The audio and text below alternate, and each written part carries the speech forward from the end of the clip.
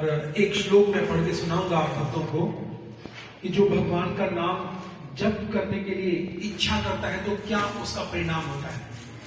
क्योंकि भगवान का नाम दो प्रकार से गाया जाता है, एक है कीर्तन और एक होता है जप। तो कीर्तन शब्द का अर्थ होता है भगवान की कीर्ति का गान करना। कीर्तन शब्द का क्या हो गया? भगवान की कीर्ति का जब गान किया जाता है तो उसे कहते हैं कीर्तन। लेकिन जब भगवान के नाम का जप किया जाता है तो क्या लाभ मिलता है? मुझे विश्वास है कि आप सब भक्त लोग भगवान के नाम का जप करते होंगे प्रतिदिन, और जो नहीं करते हैं उनसे प्रार्थना है कि वो जप जरूर करें, जप यज्ञ जरूर करें। देखिए, जप को जप क्यों कहते हैं? क्योंकि जब तक आप जप नहीं करोगे बैठ करके माला के ऊपर, तब तक हृदय का जो साइलेंट ऑपरेशन है वो नहीं हो पाएगा। इसलिए शास्त्रों में जप को क्यों जप कहा गया है, इसी विषय में हम चर्चा करेंगे। क्योंकि कीर्तन में तो सब लोग गा सकते हैं, क्योंकि उसमें म्यूजिक भी होता है, उसमें नाच गाना भी होता है। लेकिन जप में क्या होता है? थोड़ी तपस्या होती है, बैठ करके भगवान का नाम जपना पड़ता है। हरे कृष्ण कृष्ण कृष्ण हरे हरे, हरे राम राम राम हरे हरे। देखिए, शास्त्र में एक एक शब्द का अर्थ होता है। जैसे भ शब्द का अर्थ होता है द ट्रांसेंडेंटल नॉलेज, दिव्य ज्ञान। और रथ का अर्थ होता है जो दिव्य ज्ञान में रथ है वही भरत है। और भारत शब्द का अर्थ होता है जो उसके फॉलोवर्स हैं। तो सच्चे भारतवासी वो हैं जो दिव्य ज्ञान में रथ है, उसके फॉलोवर्स बनते हैं। तो एक एक शब्द का मीनिंग बताया गया है हमारे संस्कृत शब्दकोश के अंदर।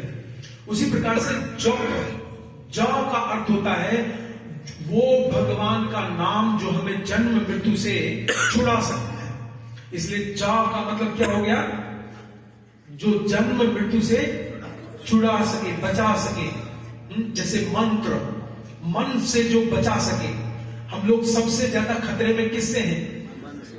कोई सोचता होगा कोरोना से ज्यादा खतरा है, कोई सोचता होगा टेररिस्ट से बहुत खतरा है, लेकिन सबसे बड़ा खतरा जीव को है मन से।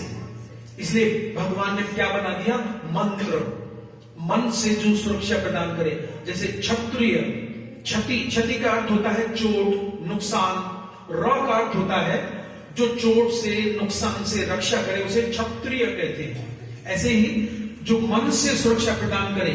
आप सोचोगे अरे हमने तो बात सुना था मेरी मर्जी, यहां जाऊं वहां जाऊं, ये करूं वो करूं, और मेरी मर्जी, अपनी मर्जी से करना चाहिए हमें तो। मन की करना चाहिए, सुनो सबकी लेकिन करो मन की। लेकिन जो व्यक्ति केवल मन की सुनता है उसको मंकी ही कहते हैं। किसका सुनना चाहिए? उसे शास्त्रों का सुनना चाहिए, पथ प्रदर्शक का सुनना चाहिए, कोई गाइड बनाना चाहिए अपने जीवन में। तो इसलिए जा शब्द का अर्थ है जो जन्म मृत्यु से बचाए, और पा शब्द का अर्थ है जो पाप से बचाए। जब तक आप जन्म मृत्यु से नहीं छूटोगे, जब तक आप प्रारब्ध में या कभी भी पहले भी आपने जो भी जाने में अनजाने में जो पाप किए हैं उनसे नहीं बचोगे, तब तक आपकी सुरक्षा संभव नहीं है। कितना भी मास्क पहने, कितना भी हम प्रोटेक्शन करें, क्योंकि ये जो जप है, भगवान का जो नाम है, ये या तो आप जप में बंध जाइए, नहीं तो माया आपको अपने आप ही बांध लेगी। हमारे पास एक ही रास्ता है कि हम भगवान की शरण लें जप के माध्यम से। और जप किया जाता है हमेशा तुलसी के पास बैठ करके, क्योंकि तुलसी देवी वो अपनी वाइब्रेशन देती है, वहां से सुंदर ऑक्सीजन भी निकलती है। मेडिकली भी बहुत लाभ है और स्पिरिचुअली भी बहुत लाभ है। तो हमें चाहिए कि हम सुबह सुबह ब्रह्म मुहूर्त में भगवान के नाम का जप करें। इसी संदर्भ में देखिए, जब गुरु पूर्णिमा आती है तो कई लोग कहते हैं कि हमने तो प्रभु जी गुरु बना रखा है, हम तो अब जो गुरु जी ने दिया वही कर रहे हैं। लेकिन गुरु पूर्णिमा में किसका जन्मदिन आता है? आप में से कोई बताएगा? व्यास देव जी का जन्म आता है उस दिन। और श्रीमद् भागवत के 12वें स्कंद में कथा आती है कि जिसमें ब्रह्मा जी और शिव जी चिंता करते हैं आने वाले कलयुग की। वो कहते हैं कि आने वाले कलयुग में लोग बहुत डल माइंडेड होंगे प्रभु, उनको याद नहीं रहेगा, इसलिए आपको सबको लिखित रूप में देना पड़ेगा। तो भगवान श्री कृष्ण ने क्या कहा? तथास्तु। और उन्होंने अवतार लेना स्वीकार किया। ये भागवत के 12वें स्कंद में आप पढ़ सकते हैं। तो भगवान आए किस नाम से? श्री कृष्ण द्वैपायन व्यास देव के नाम से, गुरु पूर्णिमा के दिन। और उन्होंने जितना भी हमारा स्क्रिप्चर है वैदिक सनातन धर्म का, सबको लिखित रूप में दिया। और गणेश जी को चुना। गणेश जी को कहा कि आपको, क्योंकि उनकी राइटिंग बहुत फास्ट है, और गणेश जी लिख रहे हैं, आप चाहे तो बद्री का आश्रम में जाकर के दर्शन भी कर सकते हैं। बहुत सुंदर आमने सामने बैठे हैं व्यासदेव जी और सामने गणेश जी का मंदिर है। तो वो लिख रहे हैं, वो बोल रहे हैं। तो जितना भी हमारा सनातन धर्म का जो स्क्रिप्चर्स है, वो सारा का सारा लिखित रूप में एक ही व्यक्ति ने दिया, और वो है भगवान के शक्तादेश अवतार व्यासदेव जी। और वो लिखते हैं हरे कृष्ण कृष्ण कृष्ण हरे हरे, हरे राम राम राम हरे हरे। आगे कहते हैं इति षोडशंकम नाम नाम कली कलमश नाशनम। ये जो 16 शब्द हैं, ये ऐसा नहीं कि किसी ने 2 लाइनें लिख दी हैं, जैसे बहुत सारे लोग भजन लिख देते हैं ना, सुंदर सुंदर भजन लिख देते हैं और उनमें बड़ा रस भी टपकता है, लेकिन उससे हृदय का ऑपरेशन नहीं होता। और ये जो ऑपरेशन है, ये साइलेंट ऑपरेशन होता है, इसमें ना खून निकलता है ना कुछ नहीं, आपका हृदय अपने आप पवित्र होता जाता है। तो वो कह रहे हैं इति षोडशंकम, ये जो 16 अक्षरों का महामंत्र है, इति षोडशंकम नाम नाम कली कलमश नाशनम, कलयुग के कलमश से हमें बचाने वाला है। तो आप भक्तों से ये प्रार्थना है, जो सारे गुरुओं के गुरु हैं व्यास देव, उनकी आज्ञा को हमें स्वीकार करना चाहिए। वो सबसे बड़े गुरु हैं, जितने भी गुरु हैं उनकी पूजा होती है गुरु पूर्णिमा पे, लेकिन व्यास देव जी सब गुरुओं के गुरु हैं और वो आज्ञा दे रहे हैं इति षोडशंकम नाम नाम कली कलमश नाशनम।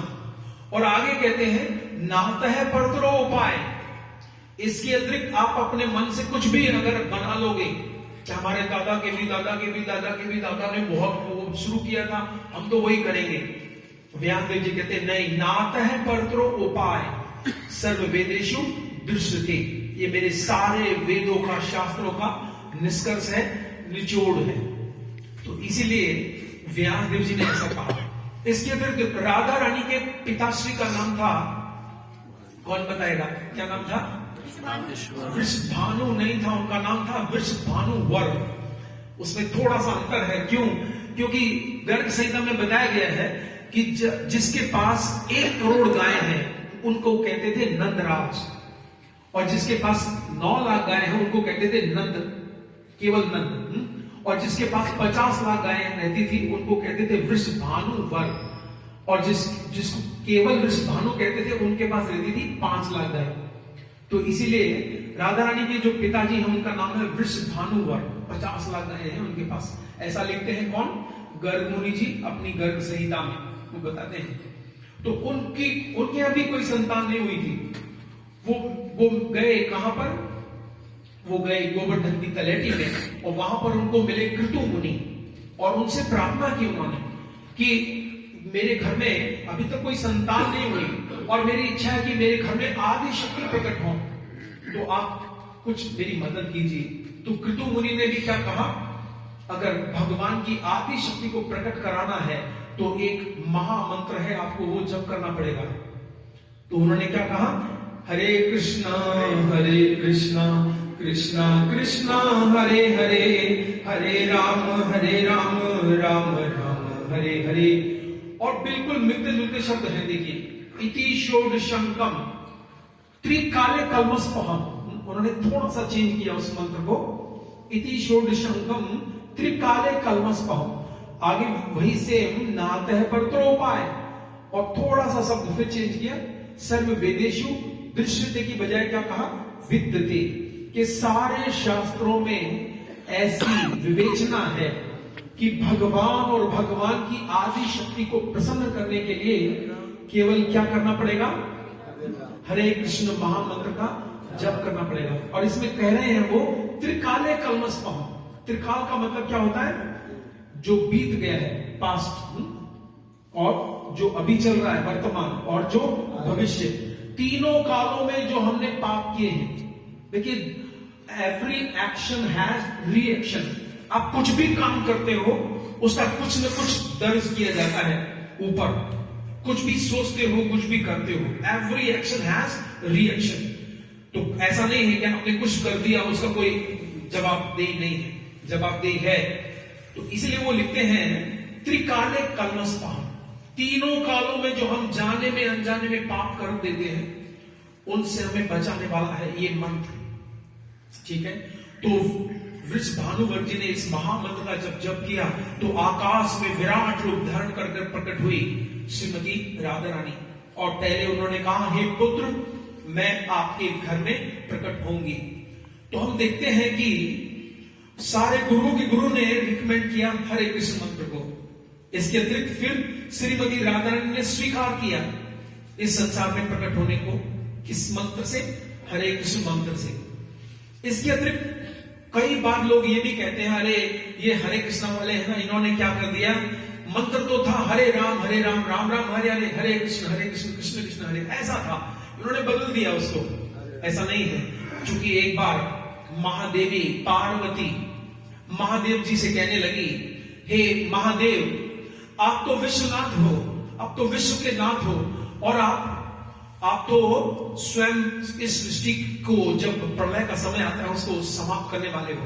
आप मुझे बताइए कि कलयुग में सबसे बड़ा मंत्र कौन सा है, सबसे श्रेष्ठ मंत्र कौन सा है, कौन से मंत्र से कोई व्यक्ति अपने आप को जान सकता है, पहचान सकता है। तो शिव जी क्या बोले, आप मेरे साथ दोहरा सकते हो, बहुत सिंपल संस्कृत है, आप लोग दोहराइए, हरे कृष्णा पदद्वंदम, हरे कृष्णा पदद्वंदम, कृष्णेति च पदद्वयम्, कृष्णेति च पदद्वयम्, तथा हरे पदद्वंदम, तथा हरे पदद्वंदम, हरे राम इति द्वयम्, हरे राम इति द्वयम्, वंदते च महादेवी, वन्दते च महादेवी, राम राम द्वयम् वदे, राम राम वदं वदे, ततो हरे हरे बुरिया, हरि नाम समूरे, महामंत्रम च कृष्णस्य, महामन्त्रं च कृष्णस्य, सर्व पाप प्रणश्यति। सर्वपापविनश्यति। तो शिव जी पार्वती देवी को, शिव, देखिए शिव जी से बड़ा कोई देवता नहीं है, देवों में देव महादेव। और भागवत में कहा भी गया है, निमनगानाम यथा गंगा, देवानाम अच्युतो यथा, वैष्णवानाम यथा शंभु, पुराणानाम इदम तथा। कि जिस प्रकार से समुद्र की ओर बहने वाली नदियों में सबसे बड़ी नदी कौन है? गंगा जी। और जिस प्रकार से सारे देवताओं में भगवान श्री कृष्ण सबसे बड़े हैं, और जिस प्रकार से सारे भक्तों में सबसे बड़े कौन है? वैष्णवानाम यथा शंभु। सम का अर्थ होता है श्रेष्ठ, और भू का अर्थ होता है इस भूमि पर सबसे श्रेष्ठ कौन है? वैष्णव। वैष्णव मतलब भगवान का भक्त। वैष्णवानाम यथा शंभु। आगे कहते हैं पुराणा नाम इदम तथा, और सारे पुराणों में सबसे बढ़कर पुराण है श्रीमद् भागवत। तो शिव जी इस बात को पुष्ट करते हैं, हरे कृष्ण पद द्वंदम, कृष्णेति च पद द्वयम्, तथा हरे पद द्वंदम, हरे राम इति द्वयम्, वंदते च महादेवी, राम राम द्वयम् वदे, ततो हरे हरे बुरिया, बुरिया मतलब कहो, हरि नाम समूरे, महामंत्रम च कृष्ण से सर्व पाप प्रणश्यति। तो महामंत्र है ये। आमतौर पर जो मंत्र होते हैं गुरु जी जो देते हैं उनको आप किसी को बता नहीं सकते, क्योंकि मंत्र की शक्ति घट जाती है। लेकिन महामंत्र को उल्टा होता है। महामंत्र में जितना चौराहे पे खड़े होकर गाया जाता है, जैसे आप सौभाग्यशाली सारे भक्त लोग गा रहे हो, तो उसकी पावर बढ़ती है, इसकी शक्ति बढ़ती है। गुप्त मंत्र की शक्ति घटती है। अगर आप किसी को बता दोगे तो आपको दोबारा मंत्र लेना पड़ेगा गुरु से। लेकिन महामंत्र का क्या है? महामंत्र जितना भी गाया जाएगा उतना ही शक्तिशाली होगा और आपको शुद्ध कर देगा।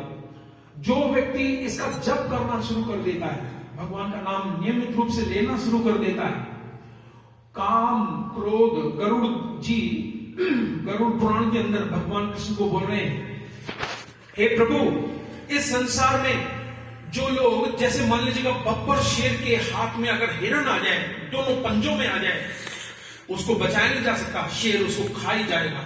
उसी प्रकार से जो व्यक्ति काम, क्रोध, लोभ और संसारी पापों में इतना गिर जाए, बब्बर शेर के समान उस पाप के बीच में, ऐसी कंडीशन में भी अगर कोई आपका नाम ले ले तो आप उसको बचा लेते हो, उसको मुक्त कर देते हो उस पाप रूपी बब्बर शेर से।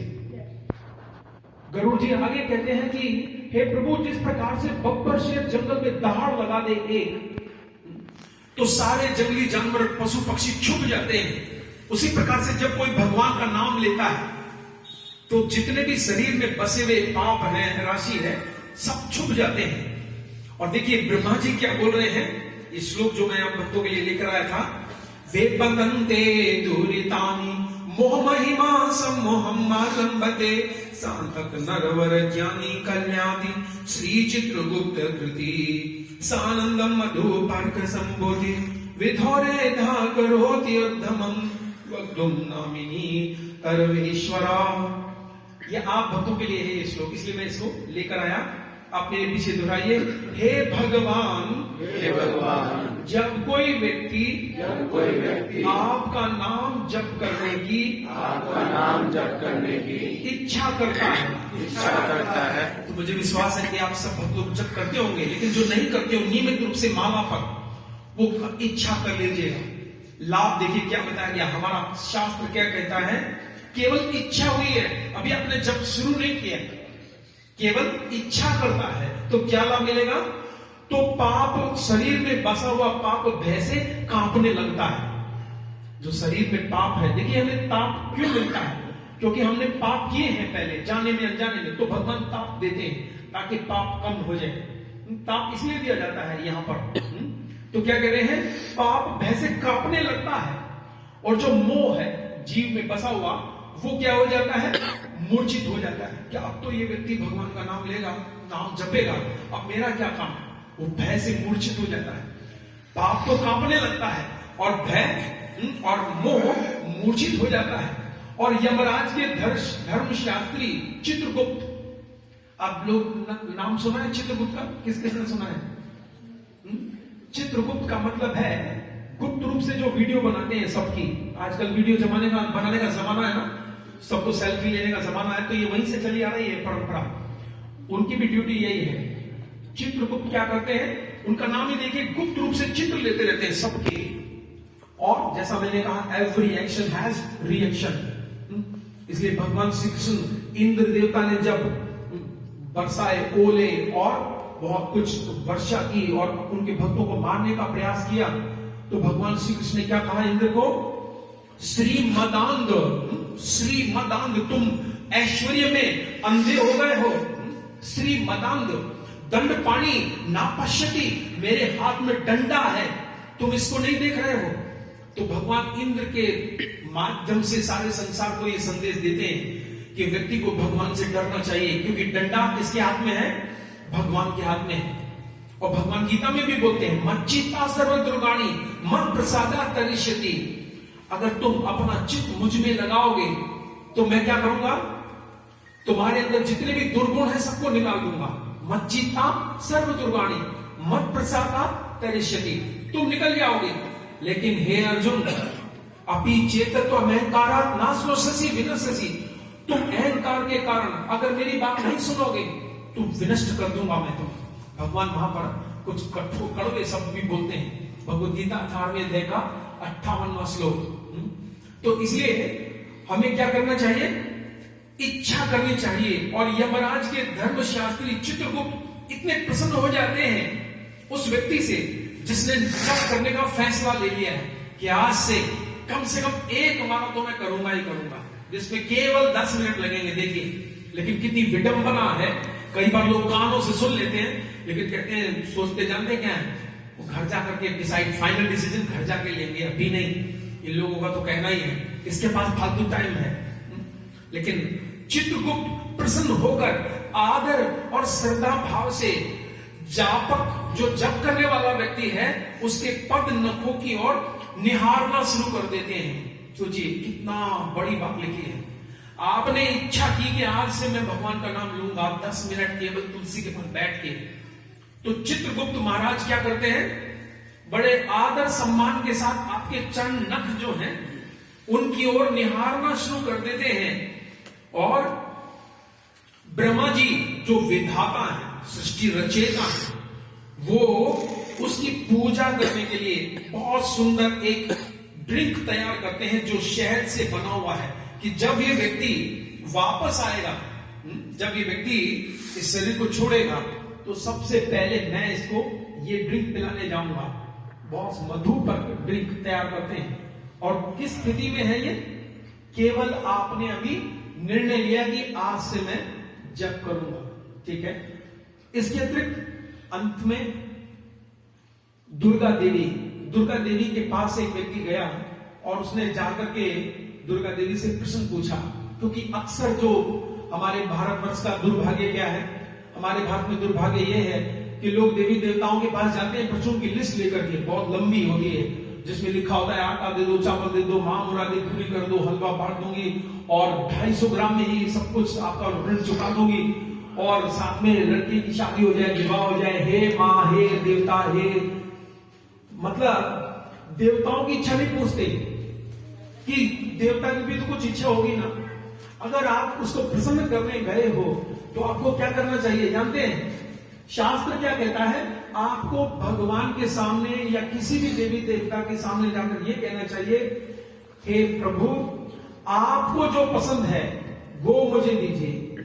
देखिए, माता पिता से अगर बच्चा ये कहे कि पिताजी मेरे लिए जो सबसे अच्छा है, माताजी जो सबसे अच्छा है वो दो, तो क्या माता पिता कुछ कमी छोड़ेंगे? सच बात है कि नहीं? या कुछ आपको लगता है नहीं, अगर माता पिता पे छोड़ दिया तो वो कुछ नहीं देंगे?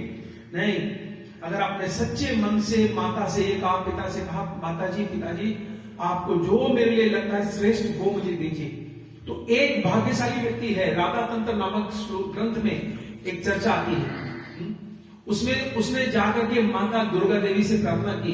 क्या कहने लगा?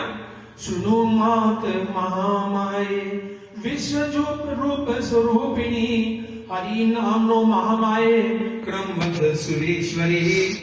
हे माता, हे जगत माता, क्योंकि देखिए जिस स्थान में हम रहते हैं, इस धाम को कहा जाता है शास्त्रों में देवी धाम।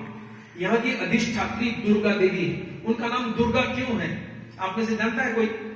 उनको दुर्गा क्यों कहते हैं? उनका नाम तो उमा देवी है, लेकिन दुर्गा क्यों कहते हैं? ये वास्तव में भगवान ने जेल बनाई है। जो लोग भगवान के धाम में भगवान के नियमों का पालन नहीं करते, उनको इस जेल में, कारागार में रखा जाता है, इस दुर्ग में रखा जाता है। और यहाँ की मालकिन जो है उसका नाम इसलिए कहलाता है दुर्गा, जो त्रिशूल धारण करती है हाथ में। जो उनसे मांगते हैं भोग और भौतिक संसार की वस्तुएं, तो वो 3 प्रकार के ताप देती है। कौन कौन से? आध्यात्मिक कष्ट, मन और शरीर से को व्यक्ति दुखी रहेगा, फल भूल जाएगा, लेकिन डॉक्टर कह देगा चिकना नहीं खाना, मीठा नहीं खाना, शुगर हो जाएगी, मतलब वो बेचारा दुखी रहता है। अक्सर देखा होगा आपने, बहुत धनी जो व्यक्ति होता है उसका सब कुछ बंद होता है, उगली भी सब्जी खा सकता है केवल। क्यों? क्योंकि उसने माता देवताओं से बस यही डिमांड की कि मुझे बस धन दे दो और कुछ नहीं चाहिए। तो आध्यात्मिक कष्ट उसको मिलता रहेगा।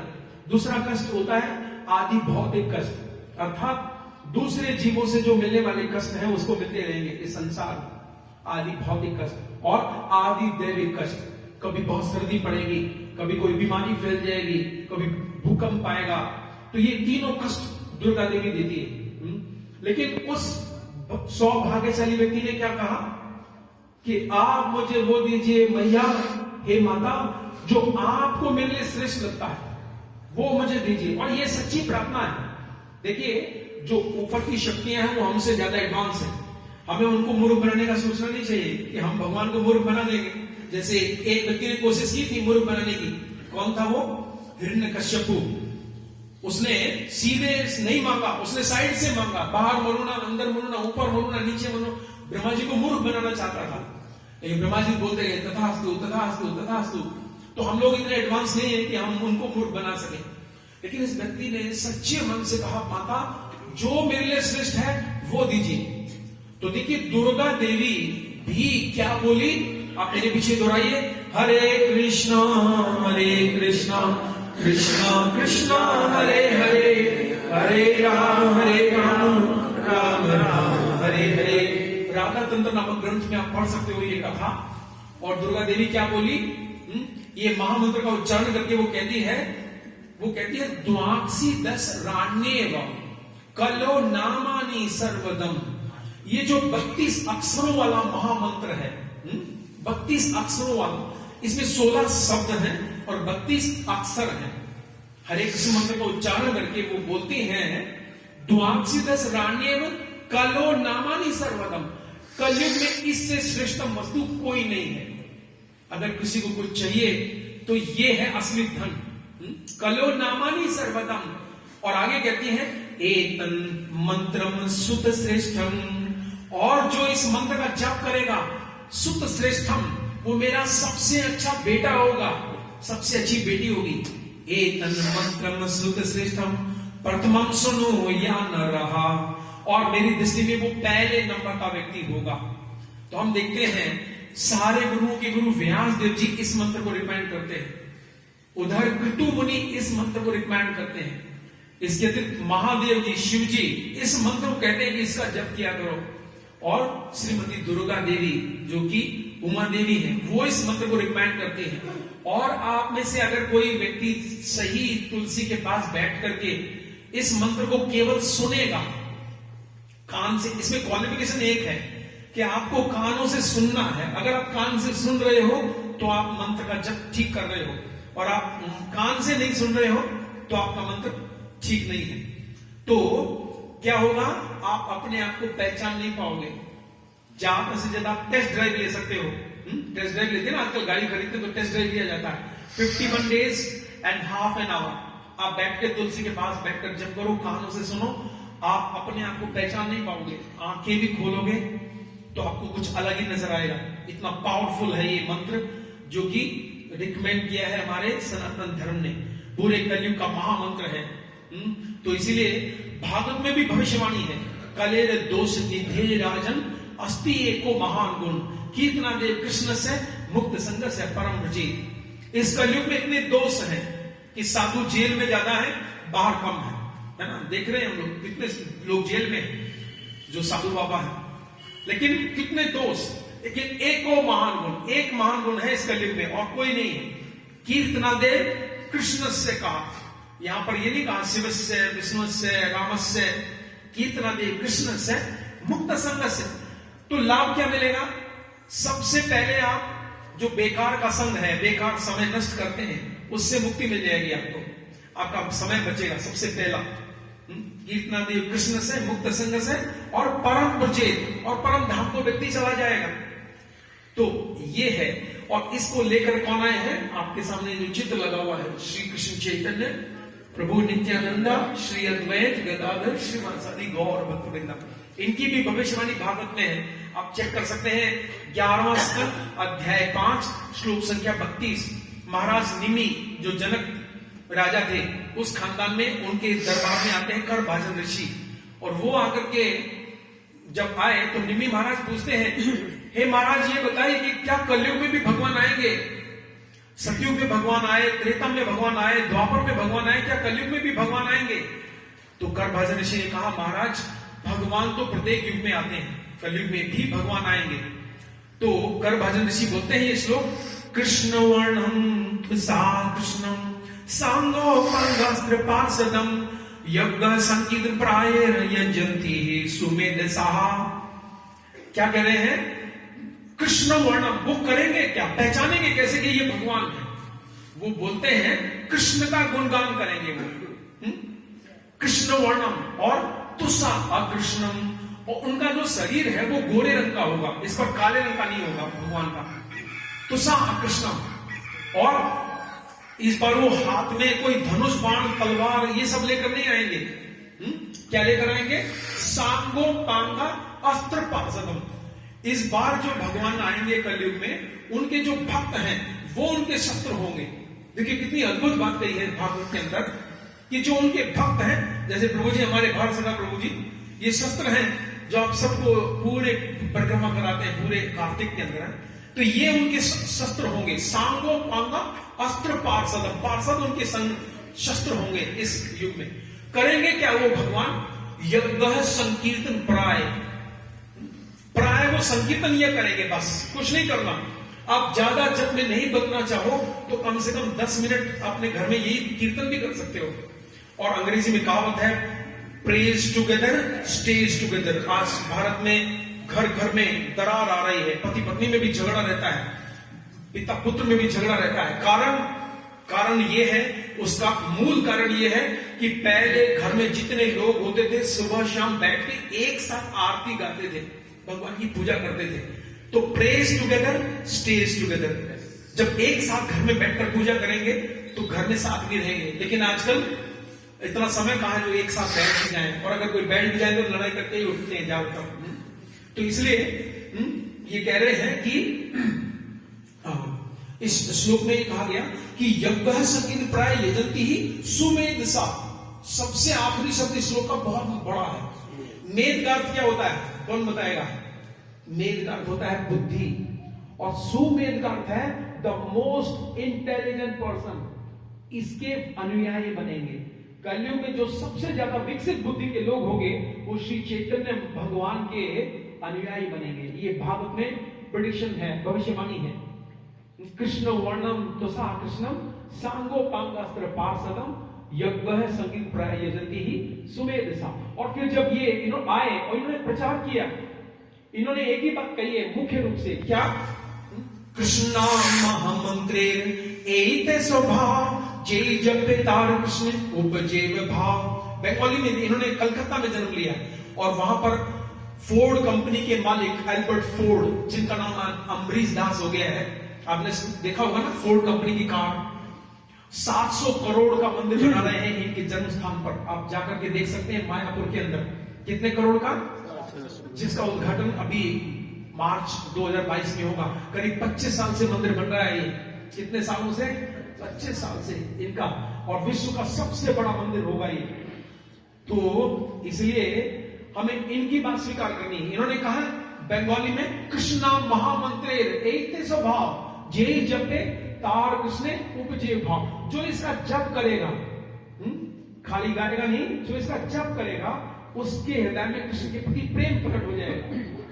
दूसरी इन्होंने भविष्यवाणी की, भारत भूमि तो हैला मनुष्य जन्म या जन्म सार्थक करी परोपकार। जिस किसी ने भारत देश में जन्म लिया है वो अपना जन्म सार्थक करे। जन्म सार्थक करने का क्या है अर्थ?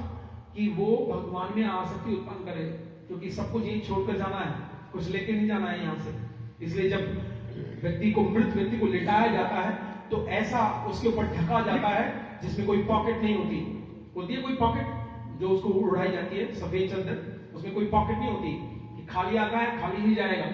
वो कह रहे हैं जन्म सार्थक करी परोपकार, और फिर दूसरे का भी उद्धार करे। और फिर उन्होंने एक भविष्यवाणी की है जो पूरी होनी बाकी है। आदि तो हो गई है, क्योंकि भगवान की भविष्यवाणी कभी खाली नहीं जाती। उन्होंने बंगाली में भविष्यवाणी की है, पृथ्वी ते अचेत नगर अधिग्राम सर्वत्र प्रचार होई बे मोर नाम।